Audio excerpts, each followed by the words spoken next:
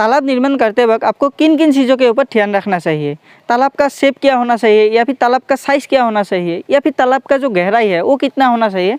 आज हम इन सभी चीज़ों के ऊपर बात करने वाले हैं। पर उससे पहले आपको बता दूं कि इस वीडियो में जो भी इन्फॉर्मेशन आपको मिलने वाला है वो सभी इन्फॉर्मेशन कार्प मछली को ध्यान में रखते हुए बताया गया है।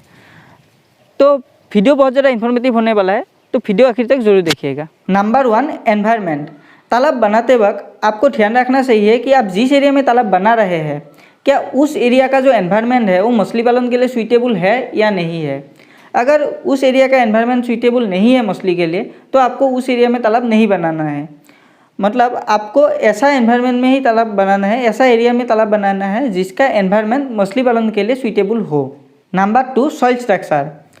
आपको देखना है कि आप जिस ज़मीन में तालाब बना रहे हैं क्या उस ज़मीन का जो मिट्टी है उसका स्ट्रक्चर पानी को ठहराने के लिए है कि नहीं। क्या वो ज़मीन रेतीली है, अगर रेतीली है तो वहाँ पर आप तालाब नहीं बना सकते, क्योंकि पानी नहीं ठहरेगा तो तालाब बनाने का कोई मतलब ही नहीं है। आपको ऐसा मिट्टी चाहिए, ऐसा ज़मीन चाहिए जिसका मिट्टी पानी को धारण करने के लिए सफिशिएंट हो। Number 3, shape. अब हम बात करते हैं कि तालाब का जो शेप है वो किस टाइप का होना चाहिए। बेसिकली जो तालाब का शेप है वो आयताकार का होना चाहिए।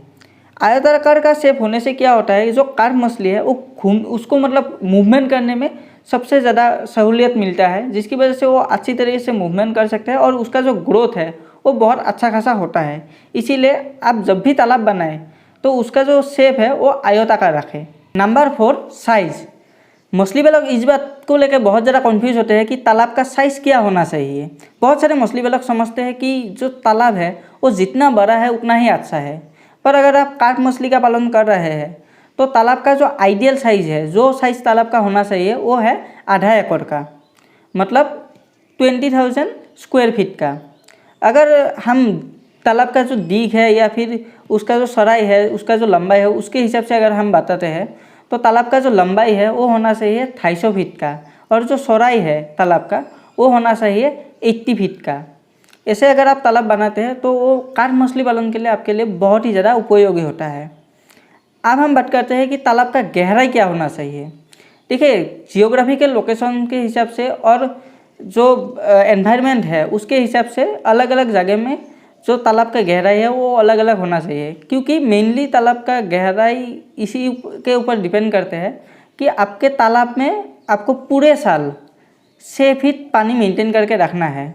तो आपका जो एरिया है उसमें पानी, मान लो कुछ एरिया में ऐसा होता है कि जो सर्दी के मौसम है, जो सूखे का मौसम है, उसमें वाटर लेवल बहुत कम हो जाता है, तो आपको तालाब बहुत ज़्यादा गहरा रखना पड़ता है। और कुछ एरिया ऐसा होता है जहाँ पर पूरे साल भर पानी एक ही तरह से रहता है, तो उस एरिया में आपको तालाब का गहराई भी उस हिसाब से मेंटेन करना पड़ता है। जैसे कि 6 फुट अगर आपको तालाब में पानी चाहिए तो उस एरिया में 7 फुट या फिर उससे थोड़ा ज़्यादा रखते हैं, जहाँ पर साल भर एक ही लेवल पे पानी रहता है।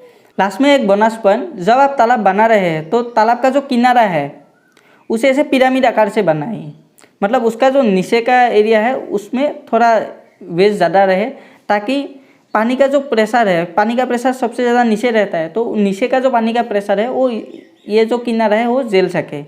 दूसरी बात यह है कि अगर आप कॉमन कार्प जैसे मछली का पालन करते हैं तो आपका जो किनारा है उसमें आप ऐसे एक स्लोप रखें, ऐसे आया आपका किनारा और नीचे एक स्लोप रखें, ताकि ये जो स्लोप है इसमें कॉमन कार्प अगर कुछ सोती फंसाता भी है तो वो सोती किनारे को ना होकर ये जो स्लोप है उसको हो, जिससे आपका जो तालाब है उसका जो सुरक्षा है वो बहुत ज़्यादा अच्छा हो जाता है।